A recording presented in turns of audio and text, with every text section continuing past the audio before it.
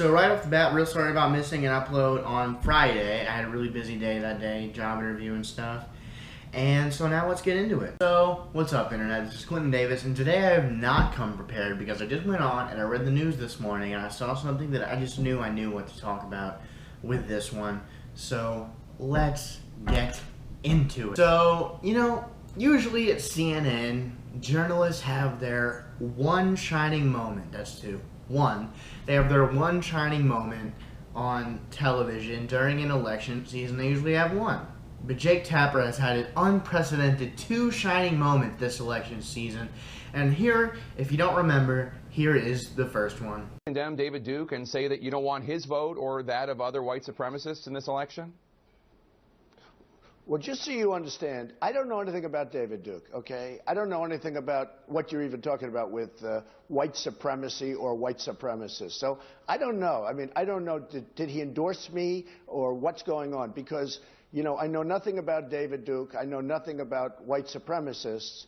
And so you're asking me a question that I'm supposed to be talking about people that I know nothing about. That's not all.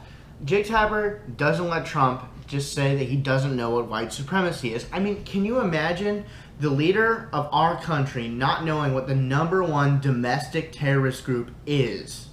Can you imagine that? But Jake Tapper won't let him just dodge the question. He goes in for the gold. But I guess the question from the Anti-Defamation League is, even if you don't know about their endorsement, there are these groups and individuals endorsing you. Would you just say, unequivocally, you condemn them and you don't want their support? Well, I have to look at the group. I mean, I don't know what group you're talking about. You wouldn't want me to condemn a group that I know nothing about. I'd have to look. If you would send me a list of the groups, I will do research on them, and certainly I would disavow if I thought there was something wrong. Seen in this last clip, I know what Jake Tapper is doing. He has to remind Donald Trump that it's the Ku Klux Klan, because you can't deny that you know what the Ku Klux Klan is when you're running for president. Can you? Let's watch. And I'll let you know. Okay. I mean, I'm just talking about David Duke and the Ku Klux Klan here, but... I don't know, honestly, I don't know David Duke. I don't believe I've ever met him. I'm pretty sure I didn't meet him, and I just don't know anything about him. All right. Jake Tapper is interviewing Mike Pence in his unprecedented second shining moment for CNN during an election season. What a journalist. Anyway, so he's interviewing Mike Pence about a border fence that Donald Trump has said he would implement. And Mike Pence goes ahead and blames the media for playing an unedited clip of Trump saying something because that's slander. So he's basically saying that when the media talks about something that Trump first brought up to the discussion, that they're somehow smearing him because that's all they want to talk about. But this is a topic that he's bringing to the forefront. And then they're discussing it because he discussed it.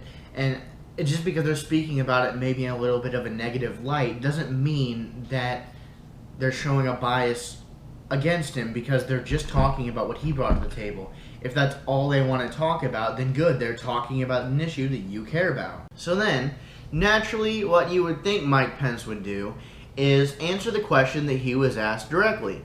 Answer the question. Clear the air. Make sure that Jake Tapper knows what Donald Trump meant wasn't something offensive. But nope, he goes in for the gold. The gold of dodging questions like this. Trump is going to focus. I know the media wants to focus on that one issue.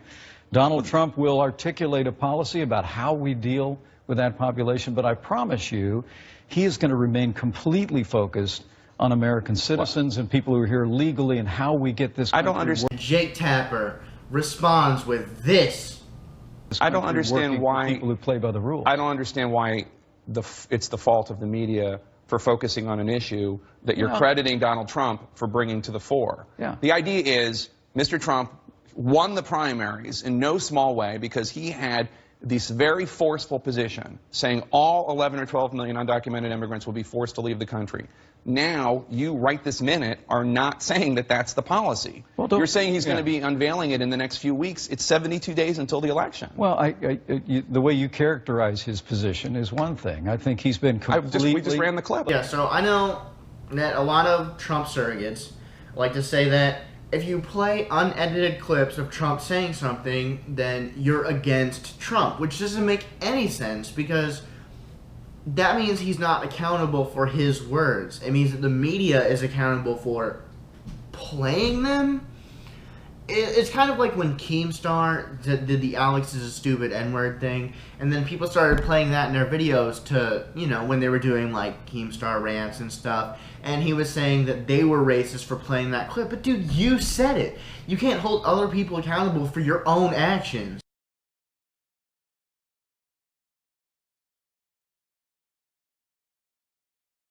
Yeah. Hillary Clinton supports open borders, amnesty, and even wants to increase Syrian refugees to this country by 550%. You couldn't have a more clear choice between Donald Trump and I, who will end illegal immigration in this country, and Hillary Clinton, who will pursue more of the same: executive amnesty, open borders, which the American people are sick and tired of. To be clear, you did not address the issue about whether or not there will be a deportation force removing the 11 or 12 million, but I don't want to spend the entire interview on that one subject. So that's something to think about. At least Hillary surrogates and Hillary spokespeople know that, I mean, they think their candidate is good. I mean, many people might disagree, and I think she's better than Trump, but I think she has a lot of problems.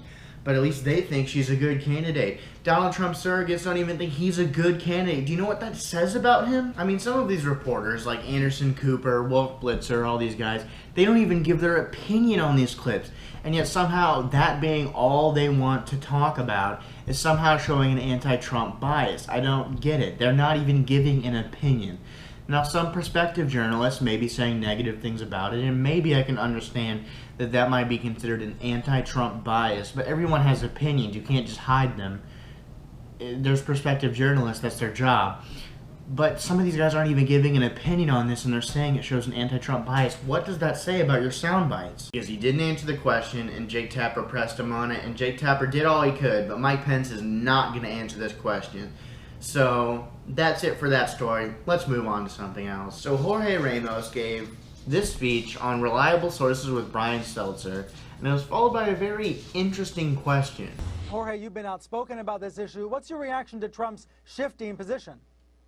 Well, who knows what he's thinking about the deportation possibilities or the deportation force. He's backtracking on his flip-flop. I honestly think that Donald Trump is in panic mode with Latinos. I think he realized too late, Ryan, that he cannot win the White House without Latinos. And I've seen the latest polls. Univision says that he might get 19% of the Latino vote. And Mitt Romney, with 27%, lost the election. So I think he's realizing that he can't win Nevada, Colorado, Florida without Latinos. You know, almost a year ago, he expelled me from a press conference after I told him that he couldn't deport 11 million people. Now, just think about it. It's the largest mass deportation in U.S. history. Maybe some people are telling him that it is impossible. It is not only impossible, it would be inhumane.